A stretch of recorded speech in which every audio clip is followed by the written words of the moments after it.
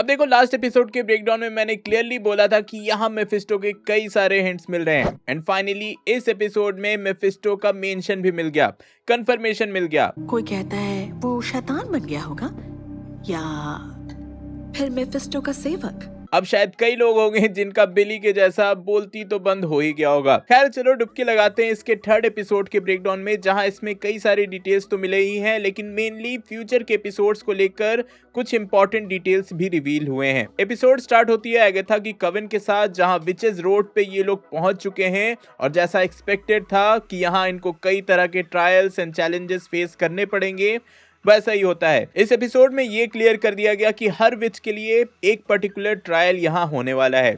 अब गेस करूं तो पहले 2 एपिसोड सेटअप करने में चले गए।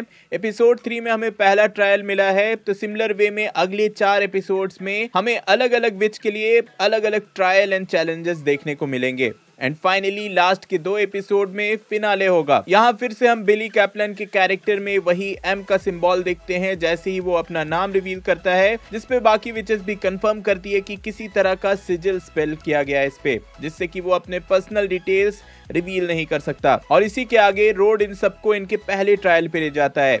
बीच के किनारे एक घर पे ले जाता है जिसके गेट पे मून के डिफरेंट फेजेस बने होते हैं एंड सेंटर में फुल मून बना होता है एंड बिली इस फेज को फेज ऑफ वाटर भी बोलता है, क्योंकि भाई साइंस में हम सब ने पढ़ा है कि फुल मून और वाटर का क्या कनेक्शन है, ये हम सब जानते हैं, ये ऑब्वियस डिटेल है। पर हाँ, ये वाटर फेज मेंशन करके आगे एपिसोड में क्या होने वाला है इसकी भी फोर शैडोइंग यहाँ कर दी जाती है और मैं एक्सपेक्ट करता हूँ कि भाई ऐसे ही मून के फेजेस के साथ आगे के एपिसोड्स में भी क्या क्या होने वाला होगा उसकी भी फोर शैडोइंग कर दी जाएगी। घर के अंदर घुसते ही इन सारे कैरेक्टर्स का लुक चेंज हो जाता है और यहीं पर एक कार्ड पे विचेस रोड का फर्स्ट ट्रायल का इनवाइट होता है। इंटरेस्टिंगली इसी कार्ड के पीछे एक रिडल भी होता है, my age has value, I am no fun alone, I mess with your mind, my tricks are well known. जिसका आंसर क्लियरली वाइन है। इसमें इतना सोचना भी नहीं पड़ता क्योंकि नेक्स्ट शॉट में ही इसका आंसर दे दिया जाता है।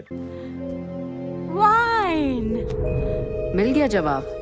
मिसेस हार्ट के लिए 10 पॉइंट्स। अब जिस वाइन बोतल को यहाँ दिखाया गया है, मैंने गूगल किया तो भाई ये कॉम्बिनेशन है 2 डिफरेंट वाइन ब्रांड्स का। रियल लाइफ में रेना नाम की भी वाइन मिलती है एंड रियोजा नाम की भी, एंड इससे ज्यादा मुझे कोई डीपर मीनिंग यहाँ तो नहीं मिला। यही एक मेजर डिटेल रिवील हुआ। जेनिफर केल पहले तो रिवील करती है कि एगाथा ने अपने बेटे को ट्रेड कर दिया था डार्क होल्ड लेने के लिए। अब ऐसा हुआ था या नहीं इसके लिए वो भी श्योर नहीं है, लेकिन लोग ऐसा ही बोलते हैं। फर्स्ट एपिसोड में एगाथा के बेटे निकोलस केज का नाम भी दिखाया गया था और इसके अराउंड एक मिस्ट्री क्रिएट करने की कोशिश भी की जा रही है एंड ऑब्वियसली सबको लगता है कि एगाथा ने अपने बेटे का सैक्रिफाइस किया था, बट इन रियलिटी क्या हुआ होगा इसका जवाब हमें इस शो के एंड तक मिल जाना चाहिए। बट हाँ, यहीं पर जेनिफर क्लियरली मेंशन करती है कि किसी को भी नहीं पता कि अभी उसका बेटा कहाँ है, उसके साथ क्या हुआ, वो मर गया है या फिर मेफिस्टो का एजेंट बन चुका है।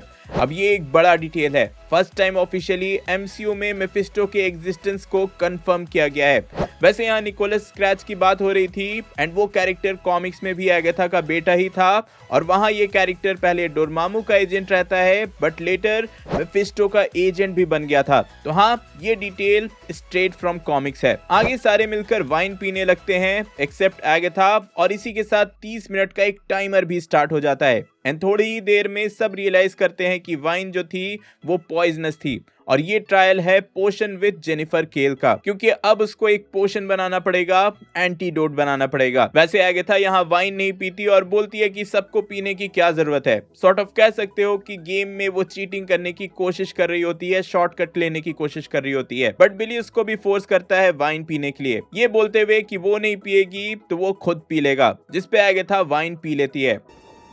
सस्ती वाइन है।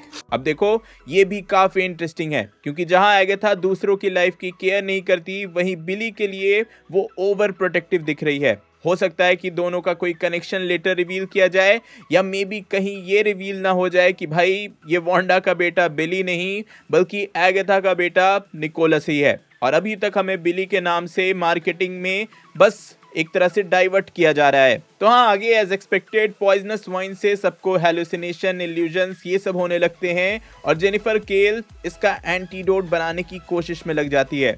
अब ये इल्यूजन्स काफी इंटरेस्टिंग हैं और सही बोलूं तो भाई प्रॉपर हॉरर मूवी की वाइब यहाँ मिल जाती है। सबसे पहले मिसेस हार्ट को इल्यूजन होता है उस मोमेंट का जहां वांडा विजन के फर्स्ट एपिसोड में उनके हस्बैंड मरते मरते बचे थे। वांडा, वांडा मैं भीख मांगती हूँ, उन्हें सांस लेने दो। इससे ये एस्टैब्लिश हो जाता है कि भाई ये जितने भी इल्यूजन्स यहाँ देखने को मिले हैं वो कैरेक्टर्स के रियल लाइफ पास्ट से हैं। एलिस वो अपने माँ को देखती है और वो विचेस रोड पर आई ही इसलिए है कि वो जानना चाहती है कि उसकी माँ लूना वो को मारा किसने था। कॉमिक बुक्स में भी कुछ इसी तरह का सिचुएशन था जहाँ इसकी माँ को एक डीमन ने मारा था। अब ये डीमन कौन सा था वहां भी रिवील नहीं किया गया।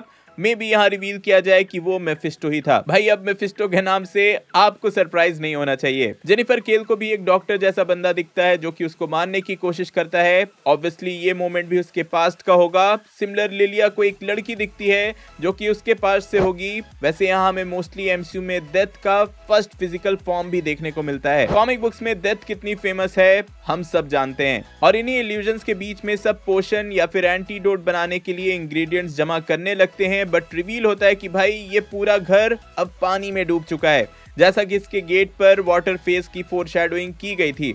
और यही एगाथा को भी उसके पास्ट का हेलुसिनेशन होता है जहां उसके बच्चे की जगह डार्क होल्ड रखी होती है। इन द एंड पोशंस में ये विचेस अपने बाल का यूज करती हैं। बिली का खून भी यहाँ डाला जाता है और विद इन टाइम इसको पीकर ये लोग सरवाइव कर जाती हैं। But even with in time Mrs heart को एंटीडोट देने के बाद भी कुछ सेकंड्स पहले भी इनको एंटीडोट दिया जाता है लेकिन वो सरवाइव नहीं कर पाती। मोस्टली इसका एक ही रीजन हो सकता है कि भाई एंटीडोट बनाने में सबके बाल यूज होने थे लेकिन इस कैरेक्टर का बाल कभी यूज किया ही नहीं गया। पर हाँ, इसके साथ ये लोग उस घर से बाहर जरूर निकल जाते हैं और अपने नेक्स्ट ट्रायल के लिए रेडी होने लगते हैं। अब देखो यहाँ नोटिस करने लायक इंटरेस्टिंग ये है कि इनिशियली रोड पर सब कुछ ब्लू कलर का था, मोस्टली क्योंकि वाटर फेस था, टेस्टिंग पानी से रिलेटेड थी, लेकिन अब सब कुछ रेड कलर का हो चुका है विच मीन्स कि नेक्स्ट टेस्टिंग फायर से रिलेटेड होने वाली है। अब देखो इससे गेस किया जा सकता है कि भाई यहाँ 5 एलिमेंट से रिलेवेंट टेस्टिंग होने वाली है पांचों विचेस के साथ, that is water, fire, air, metal and earth. In many cases metal की जगह स्काई या फिर आकाश का भी मेंशन किया जाता है। और इस एपिसोड का क्लिफ हैंगर तो सबने नोटिस किया ही होगा कि एगाथा की जो मेमोरी है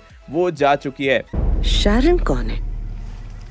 और हाँ, ट्रेलर में दिखाया गया था कि सेम इसी लोकेशन पे रियो वाइडल जो थी, मतलब कि जो ग्रीन विच है, वो अर्थ से बाहर निकलती है। तो हाँ, ये इवेंट भी नेक्स्ट एपिसोड में होने वाला है, पर वो इसको कैसे कनेक्ट करेंगे, कैसे दिखाएंगे, लॉजिक क्या होगा इसके पीछे, ये हमें नेक्स्ट एपिसोड में ही पता चलेगा। तो यार ये था ब्रेकडाउन। आई होप मैंने कोई मेजर डिटेल्स यहाँ मिस नहीं किए होंगे। इफ किए तो भाई कमेंट में बता देना और मेरा ब्रेकडाउन पसंद आया तो वीडियो लाइक एंड शेयर जरूर कर देना। एगाथा की पिछले एपिसोड का ब्रेकडाउन देखने के लिए ऊपर वाली वीडियो देखें और सेंट्री की कॉमिक बुक ओरिजिन जानने के लिए नीचे वाली। मैं जल्दी और नई वीडियो लेकर आऊंगा। टिल देन बी देसी बी नर्ड।